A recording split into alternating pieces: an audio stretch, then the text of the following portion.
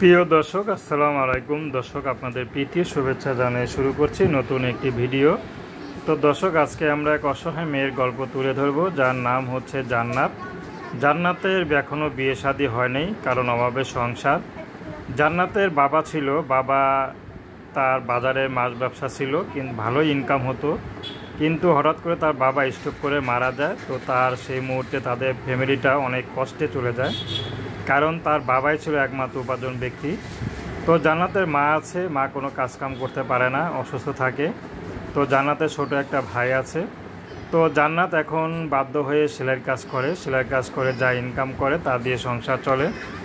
তো জান্নাতের বিয়ের বয়স হয়েছে, জান্নাতকে তার পরিবার বিয়ে দিতে চায়। জান্নাতও চাচ্ছে যে এত কষ্ট থেকে না করে যদি স্বামীর ঘরে গিয়ে একটু ডাল ভাত খেয়ে সুখে থাকতে পারে, তাহলে হয়তো জীবনটা নতুন করে একটু বাঁচার স্বপ্ন দেখবে।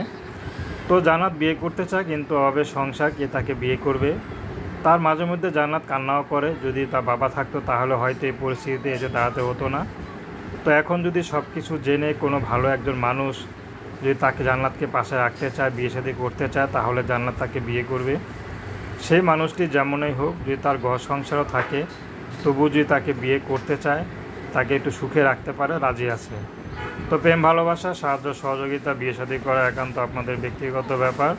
তো আসুন আমরা ৫ ওয়াক্ত নামাজ পড়ি, সর্বদা দেশের সেবা করি। আসসালামু আলাইকুম রহমতুল্লাহি ওয়া বারাকাতুহু।